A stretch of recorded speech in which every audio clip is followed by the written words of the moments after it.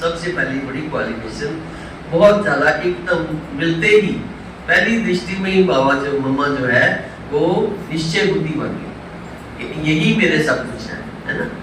तो बाबा ने पूछा कि तुम पतांबर के साथ शादी करोगे कि सूट बूट के साथ करोगे? तो उन्होंने नेक्स्ट डे आकर बताया कि मैं पतांबर से शादी करूँगा। पहले निश्चय बुद्धि तो ये थे, और हाँ जी का पाठ बहुत ज़्यादा था।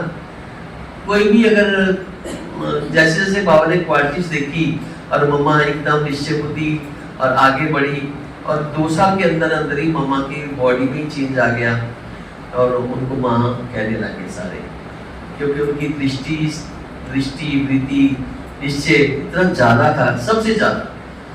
तो सभी की बात बाबा ने उनके हाथों में दे दी। जैसे ही साल के अंदर ही बाबा ने ये ट्रस्ट बनाया ना, तो ट्रस्ट की एडमिनिस्ट्रेटिव हेड जो है वो मम्मा बनाई। तो सभी, चाहे छोटा बच्चा है, चाहे बूढ़े है, चाहे उनकी अपनी माँ भी है, सभी उमरादे को मम्मा कहने लगे और एडमिनिस्ट्रेटिव हेड बना दी। तो जो भी कारोबार था याग का, वो बाबा ने एकदम मम्मा को संभाल दिया। लेकिन मम्मा ने उसको बहुत बहुत बखूबी निभाया। एक तो याग की बहुत संभाल कर दी। कोई भी मतलब कि कोई भी काम था मम्मा खुद करके दिखाती, ये नहीं कि ऑर्डर कर दिया। मम्मा ने हर एक बच्चे को जैसी उम्र के थे सारे, उनको सभी को ना अपना अपना काम दे देना और अब खुद करके आना। जैसे बस करो अनाज ही साफ करना है तो मम्मा ने खुद बैठना है, और आगे फर्ज करो चले गए सारे, है ना। अगर फर्ज करो मम्मा फिर चक्कर लगाती थी, तो अगर कोई दाने मतलब पड़े हैं तो मम्मा फिर समझाती थी अच्छी तरह से, ये यज्ञ के दाने हैं, यज्ञ का मतलब के अन्न दाना है, ये बहुत बहुत वैल्यूएबल है। हर एक चीज की वैल्यू समझाती थी बच्चों को। और बच्चे भी ऐसे थे आज्ञाकारी, मतलब कि मम्मा आगे ना नहीं करते थे बिल्कुल। जैसे रसोई में भी मम्मा चक्कर लगाती थी, है ना, किचन में भी, भंडारे में भी लगाते और स्टोर में भी लगाते। जहाँ जहाँ गोभी काट, जैसे सिलाई वाला पोर्शन है ना, कंस्ट्रक्शन वाला पोर्शन, ये सभी में ये डिपार्टमेंट अलग दिए होते। लेकिन हेड मम्मा थी, तो मम्मा हर एक को देखती थी अच्छी तरह से। देख करके ये नहीं कि भाई डांटना शुरू कर रहे, नहीं, बच्चे को बहुत तरीके से अलग बैठ करके समझाते थे। जैसे एक बार की बात है कि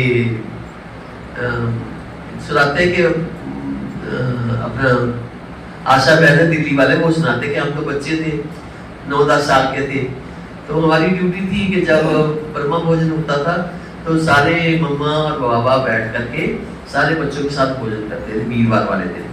तो वीरवार वाले दिन उन्होंने ड्यूटी लगाई थी कि जो बच्चे हैं ना वो दरिया बिछाएंगे, टाट बिछाएंगे, नीचे बैठ करके खाते थे। टाट बिछाएंगे और कांसी का प्लेटें भी रखेंगे, गिलास भी रखेंगे, कांसी के थाल होते थे। तो एक दिन क्या हुआ कि वो चले गए, अकेले चले गए बच्चे, तो टाइम पर नहीं आ सके, नहीं आए। तो मम्मा आई, तो मम्मा ने जिस बैल की ड्यूटी लगाई थी उनके ऊपर, तो मम्मा ने पूछा, तो वो कहते भी पता नहीं बच्चे कहाँ चले गए। तो जब आए मम्मा ने लगाया सभी को, जब आए बच्चे तो मम्मा ने उनको शाबाश दी, कोई नहीं बच्चे शाबाश, जल्दी जल्दी से लगाकर, बल्कि देर हो रही है, खाने का टाइम हो गया, और टाट में बिछाओ और खाने में खाओ। बच्चों ने दौड़ दौड़ के ना काम कर दिया फटाफट। मतलब ये नहीं कहा कि बच्चे आप ऐसे टाइम पे क्यों चले गए, किया नहीं, ये वो झिड़की दे नहीं। और फिर बच्चों को टोली दी और अच्छी तरह से समझाया कि भी जब टाइम होता है टाइम देख के जाना है, अगर आपने जाना है खेलने टाइम देख करके जाना है। तो मम्मा ने सारी कहानियाँ भी सुन रहे हैं कि किस तरह वो इतनी महान बनी। तो मैं तो यही समझदा कि जो भी असी महापुरुषों का या किसी बड़े का दिन मनाने हैं, तो साडा मकसद मनाने का यही होंदा कि उन्होंने गुणों को जानिए, उन्होंने गुणों को असीं अपने अंदर धारण करिए, तदे इसकी सार्थकता दिन की मनाने की हो सकती है। तो मम्मा ने कितने महान काम किए, वो कितना महान बनी, ये भी सही सारा समझ लिया। तो अगे अपने आप को तैयार करने की जरूरत है। वो पद चिन्ह से चलते हुए उसने किदा अपने ज्ञान की देवी किदा बनी, इतनी महान किदा बनी, वो भी सही सब कुछ समझ लिया कहानियों के विच। तो अब है कि असी किदा बनी। तो मूल जी बात गल है कि अपने आप को आत्मा समझना और परमात्मा की याद रहना, और हर एक दे अंदर हर एक लिए शुभ भावना शुभ कामना रखना, हर एक को प्रेम देना और प्रेम की दृष्टि न देखना, यही सानू महान बनाता है। यही संगम युग के जो बीज बीजने हैं ना।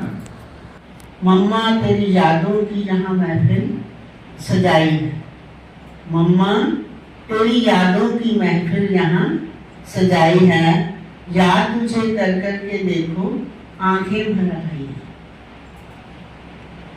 निश्चय हुआ, मम्मा को निश्चय बहुत था बाबा पर, निश्चय हुआ बाबा में और जीवन सौंप दिया, निश्चय हुआ बाबा में और जीवन सौंप दिया। एक बल एक भरोसे सारी जिंदगी बिताई है, एक बल एक भरोसे सारी जिंदगी बताई है। हर घड़ी है ये अंतिम घड़ी, मम्मा हर टाइम यही बताते थे कि अपनी जो हर घड़ी है उसे हम अंतिम घड़ी समझ के चलें तो पुरुषार्थ में तीव्रता अच्छी हो सकती है। हर घड़ी है ये अंतिम घड़ी, तूने तो यही माना, थोड़े समय में तूने की ज्यादा कमाई है, थोड़े समय में ही तूने की ज्यादा कमाई है। जो भी कहा बाबा ने हाँ जी कर और कर डाला, जो भी कहा बाबा ने हाँ जी कर और कर डाला। हाँ जी का पाठ पढ़ा और काम को कर दिया। मम्मा तेरे जीवन में रही कितनी सच्चाई है, ब्रह्मा के वचनों को हुक्मी का हुक्म माना। ये भी मम्मा कहते हैं कि हुक्म कौन कर रहा है, हुक्मी हुक्म चलाए रहा। तो ब्रह्मा के वचनों को हुक्मी का हुक्म माना, कैसा सच्चा ये समर्पण है, कैसी फर्ज अदाई है। बाबा की तरह तू भी बड़े दिल वाली थी, सबकी सभी कमियां तूने दिल में समाई हैं। निर्भय रही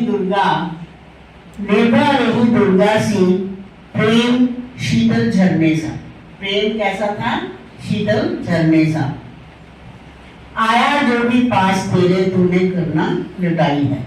आप जगदम्बा को आप सभी ब्राह्मणों बच्चों की प्यारी मम्मा हो आप। ओम राधे कहलाई पवित्रता की देवी बन शाई, सबके अति मन भाई सबकी मम्मा बन गई, पुरुषार्थ में आगे निकल चल गई। हाँ जी का पाठ बजाया आपने, शिव बाबा के अति निराला प्यारा और प्यारा बेहद का रिश्ता बनाया आपने और अंत तक निभाया आपने। सबके दिल में जगह बनाई, सबके मन खूब भाई, सबके दिलों पर मां बनी शाही। ज्ञान रत्नों की खान थी आप, जन्मों से ही सतो प्रधान थी आप। निर्भयता के गुण को धारण कर चलने वाली अति महान थी आप। ओम मंडली की शान थी आप। आपके कारण ज्ञान को मिली एक अलग ही पहचान थी। शांति की मूर्त थी, लौकिक आकर्षण प्रलोभनों से सदा अनजान थी। शिव को प्रत्यक्ष करने वाली, निरंतर शिव की याद में समाई रहने वाली वीणा पांडनी सरस्वती कहलाई आप।